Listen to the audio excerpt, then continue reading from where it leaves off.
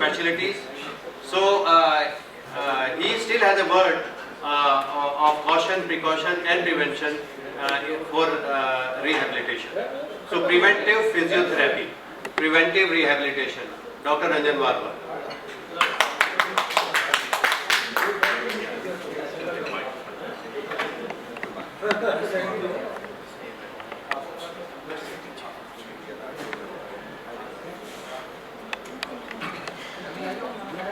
Good afternoon, everybody. Thank you, Dr.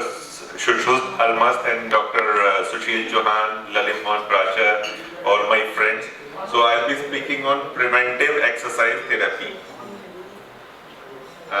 Exercises are defined as systematic, planned performance of body movements, posture, or physical activities intended to provide a patient or a person with means to remediate or prevent impairments, improve, restore or enhance physical function, prevent or reduce health-related risk factors, and optimize overall health status, fitness or sense of well-being. Adaptations in structural and or functional properties of cells, tissues and organ systems in the human body occur when exposed to various stimuli like exercises. There is unanimous agreement that regular physical activity is essential for optimal function of human body, and it is evident that extrinsic factors such as diet, smoking, exercise habits are reflected in the morbidity and mortality statistics of the population.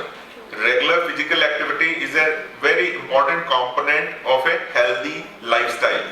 Increase in physical activity and cardiorespiratory fitness have been shown to reduce the risk of death from coronary artery disease as well as from other causes like diabetes. CDC and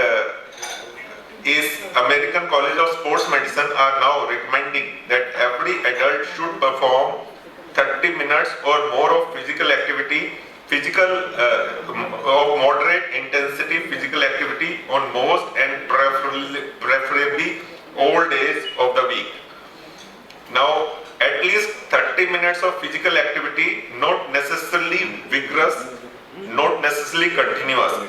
During the daily routine of moving, walking, climbing stairs, etc., whether for 1 minute for 30 minutes a day, 10 minutes for 3 times a day, or any other combination totaling 30 minutes may demand or consume approximately 150 kilocalories. And in weekly exercises, 30 to 45 minutes 3 times per week, for example, brisk walking, jogging, cycling, swimming, aerobics, racket games, etc. are efficient efforts to achieve and maintain good cardiovascular fitness and may consume an additional 750 kilocalories per week. Now, these are beneficial effects of habitual physical activity, like it increases maximal oxygen uptake and cardiac output, reduces heart rate and blood pressure, it improves, exercises improve efficiency of heart muscles, that is cardiac muscles. They have a favorable trend in incidence of cardiac morbidity and mortality. They increase capillary density in skeletal muscles, reduce lactate production at given percentage of maximal oxygen uptake, reduced perceived exertion at given oxygen uptake, then enhanced ability to utilize free fatty acids as substrate during exercises, that is glycogen sparing. Then they help in improve endurance during exercise, increase metabolism, advantageous, and it is advantageous from a nutritional point of view, counteracts obesity, increases HDL concentrations in the blood. It helps in improving structure and function of ligaments, tendons and joints. It helps in increasing the muscular strength, enhanced nerve fibers sprouting to re-innervate muscle fibers, enhance tolerance to hot environment, increase sweat production, reduce platelet aggregation. It counteracts osteoporosis, and it can normalize glucose tolerance. Now then, common physical impairments managed with therapeutic exercises. In musculoskeletal, it helps in reducing pain, muscle weakness, reduced torque production, decreased muscular endurance, limited range of motion due to restriction of joint capsule, restriction of periarticular connective tissue, which usually occurs in inflammatory joint diseases like rheumatoid arthritis. Then decreased muscle length, joint hypermobility, faulty postures, muscle length, oblique strength imbalance. In neuromuscular system, it helps in reducing pain, impaired balance, postural stability or control. It helps in improving in coordination and faulty timing, delayed motor development, abnormal tone like hypotonia, hypertonia and dystonia, and ineffective or inefficient functional movement strategies. Now in cardiovascular or pulmonary systems, it helps in decreased aerobic capacity, that is improving cardiopulmonary endurance, impaired circulation and pain with sustained physical activity like intermittent claudication. In skin, it helps in improving hypomobility, that is immobile or adherent scarring. Now, what are the types of therapeutic exercises? They can be classified. Therapeutic exercises aimed at achieving and maintaining physical fitness fall into following major categories like endurance training, resistance training and flexibility training. Now, there are two types of exercises. If they are done by some other person, they are called passive range of motion exercises, and if they are done by the person himself, they are called active range of motion exercises. So active assisted range of motion exercises are used when a person has very weak muscles or when the joint pain limits movement, like in osteoarthritis and rheumatoid arthritis. And during active range of motion exercises, active assisted range of motion exercises, it is important to avoid forcing the joint and or soft tissues beyond the point of pain. And in passive range of motion exercises, these are done by some other person. In patients who cannot do active exercises, passive range of motion exercises are advised.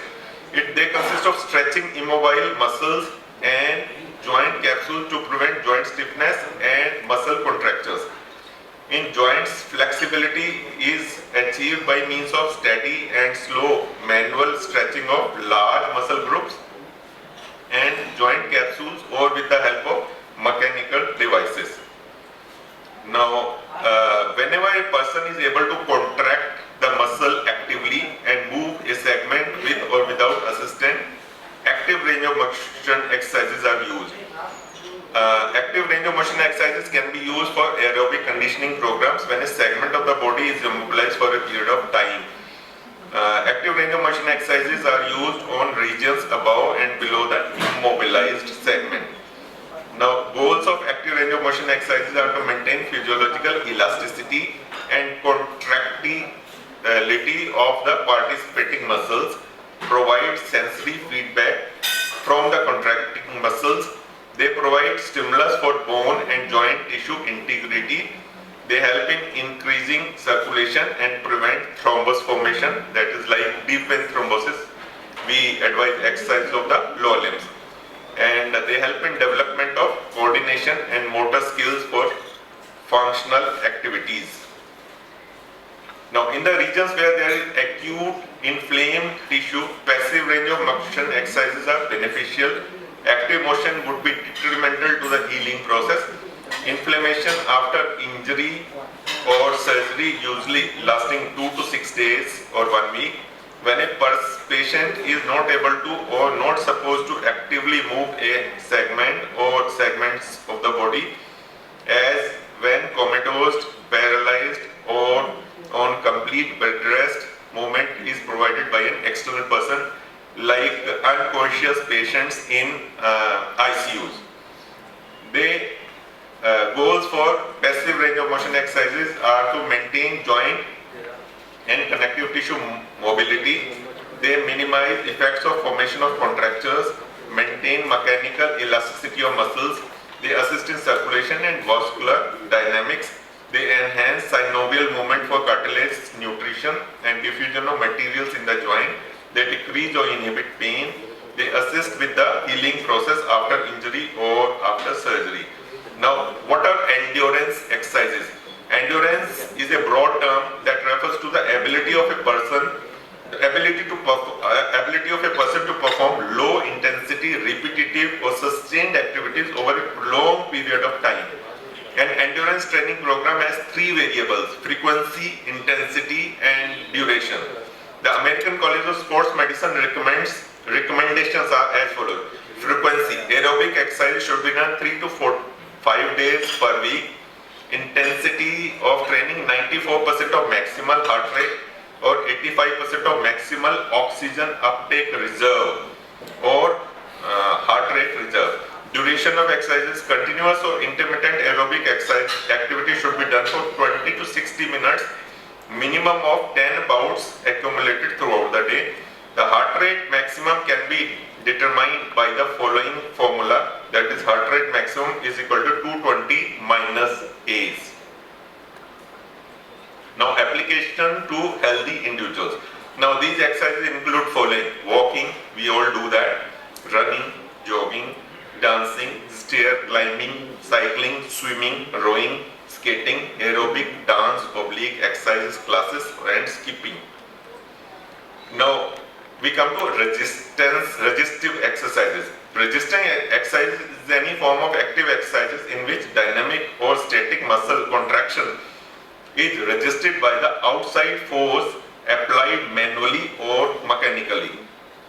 Resistance training increases strength, walking speed, stair climbing power, balance and lean body mass, and decreases regional and total fat mass.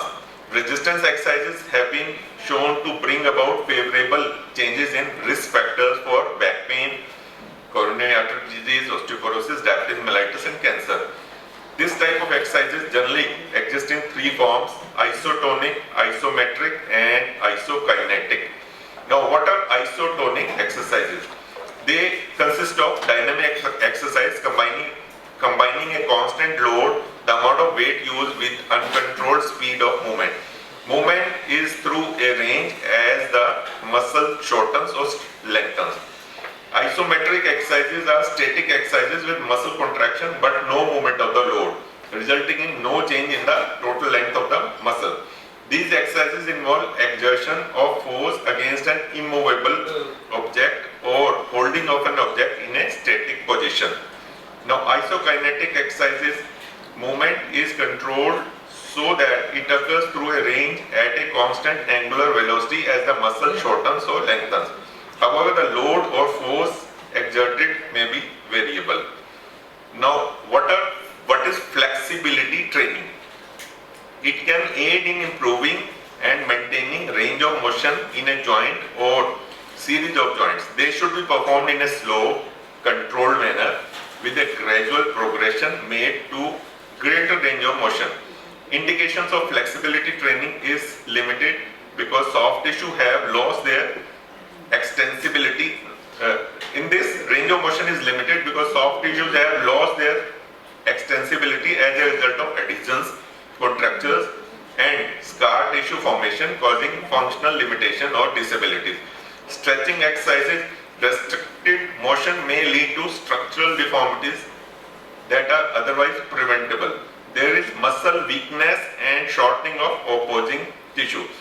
They may be used as part of total fitness program designed to prevent musculoskeletal injuries. They may also be used prior to and after vigorous exercise, potentially to minimize post-exercise muscle soreness. Now, these are details of static and ballistic stretching. Static stretching is commonly used method of stretching in which soft tissues are elongated just past the point of tissue resistance and then held in length position with a sustained stretch force over a period of time. Ballistic exercises are rapid, forceful, intermittent stretch, that is a high speed and high intensity stretch, and it is commonly called ballistic stretching. Now, manual stretching and mechanical stretching. During manual stretching, a therapist or other trained practitioner or caregiver applies an external force to move the involved body segment slightly beyond the point of tissue resistance and available range of motion exercise. The therapist manually controls the site of stabilization as well as direction, speed, intensity and duration of stretch. In mechanical stretching, there are many ways to use equipment to stretch shorten tissues and increase range of motion. The equipment can be as simple as a cuff, weight or weight pulley system, or as sophisticated as some adjustable orthosis or automated stretching machines. Now, exercise recommendation for older adults. Aerobic training for more than 30 minutes or 3 sessions of more than 10 minutes. More than 5 days a week, moderate intensity, 5 to 6 on a 10-point scale where 0 is sitting, 5 to 6 can talk, 10 is all out effort. In addition to routine activities of daily living. Strengthening exercises, 8 to 10 exercises involving major muscle group with 10 to 15 repetitions, more than 2 non-consecutive days per week. Moderate to high speed, 5 to 8 on 10-point scale, rating scale 7 to 8, shortness of breath.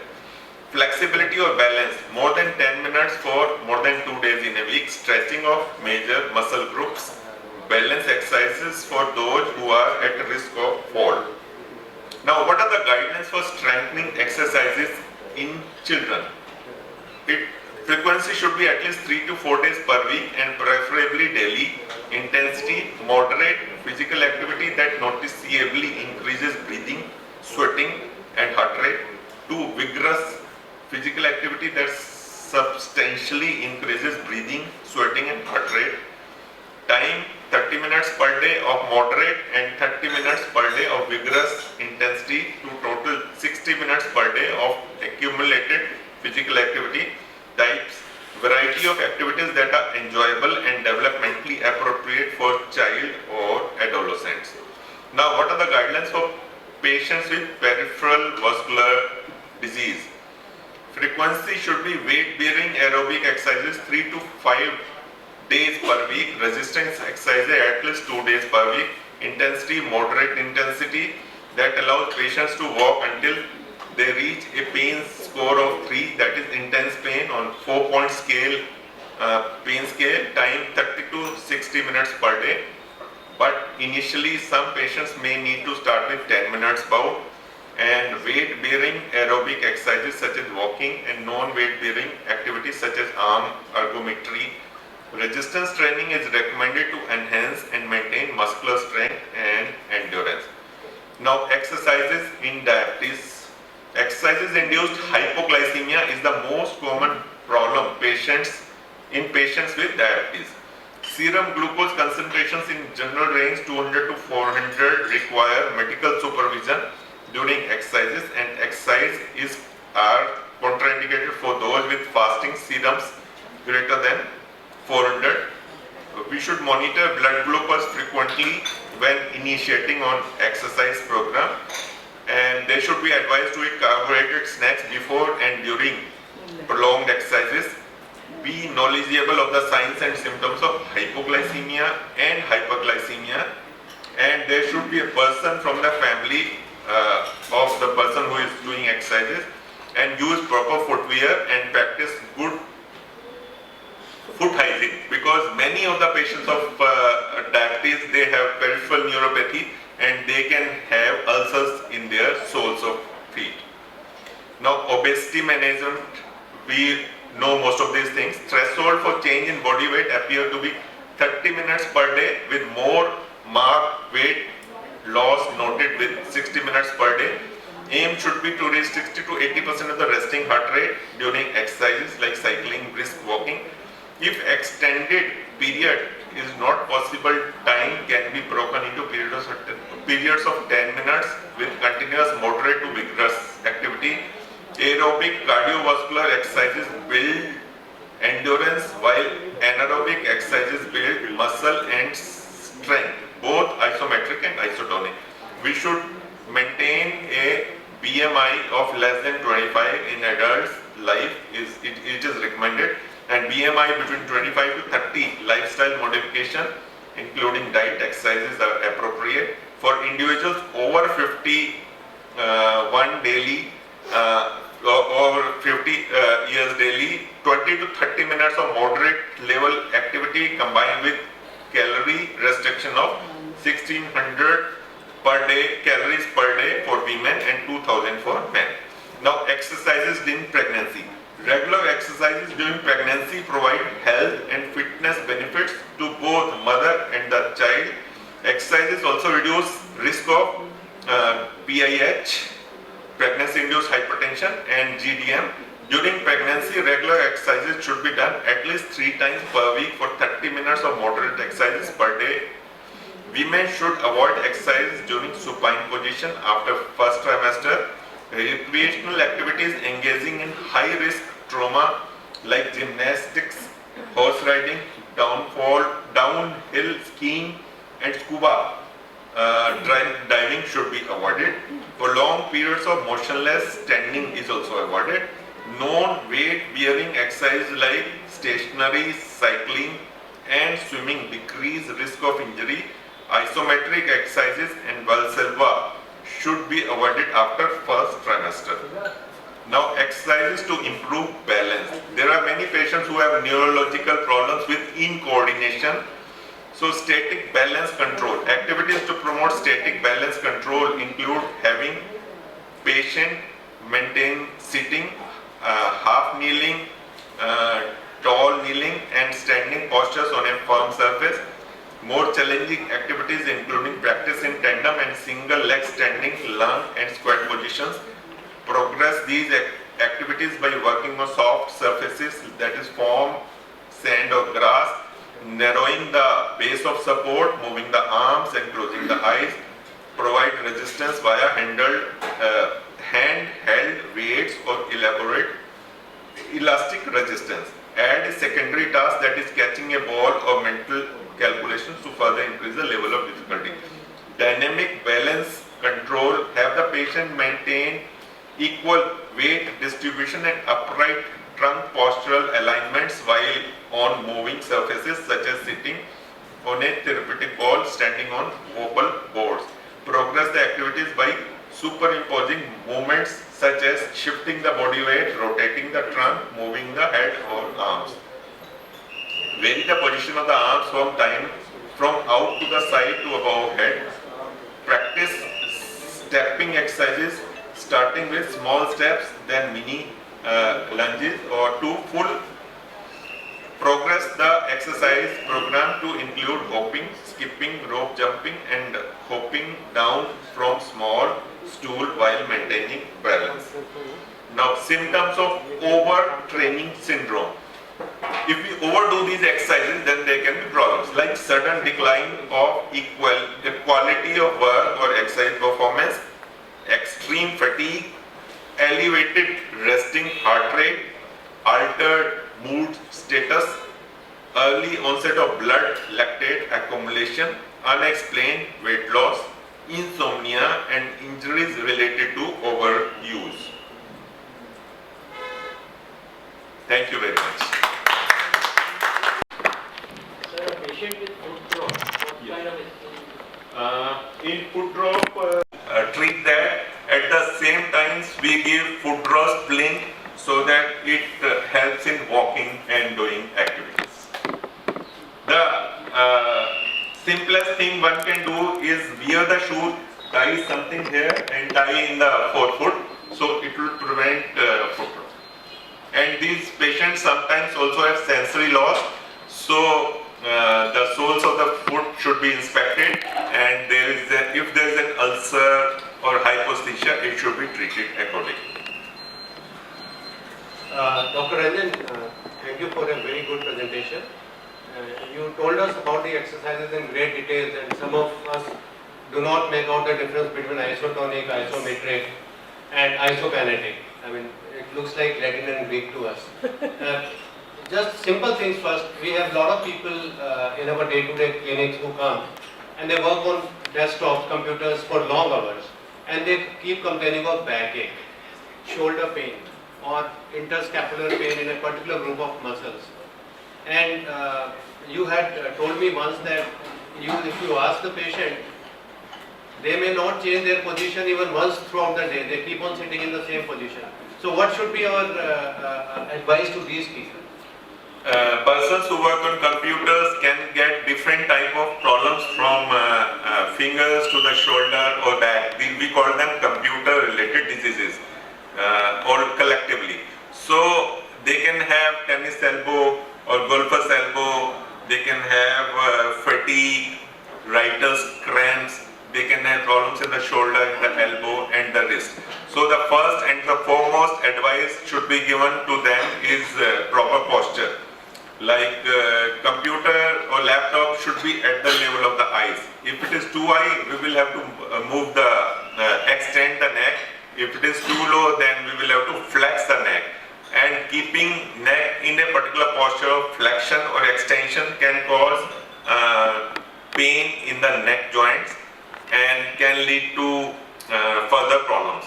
So most important advice given to these people is should be proper posture, and then after every half an hour or 45 minutes they should stand, they should leave that place for a few minutes, go around the place and then do it again. So these are general advice which should be given to them, and if they have pain, that pain should be treated. Also, Dr. Ranjan, there are a lot of people who are executives in let's say Noida. To program itself takes about 2 hours on a busy day, and they work on their laptops. And I don't think any one of them takes that precaution that they should keep the laptop at the eye level. They are all the time bending, and by the end of the day they feel dizzy, they have a lot of issues. So what should be your advice? Is it possible to work on some small devices at the eye level? Because you said the bottom line is that work at the eye level. Do not flex your neck. So if at all possible, they should avoid working during travel. They should avoid working during travel to as little as possible, but demands of these jobs these days these jobs are very, very demanding, and even while traveling, someone else is driving, they'll sit in the rear seat and try to do work, but it should be as little as possible. And in between, suppose they have to travel for 2 hours, so every half an hour they should take 5 minutes rest, do some exercises, and then again they can do the work. So this thing is either avoid, if they cannot, then take gaps in between their work and do some neck and shoulder exercises.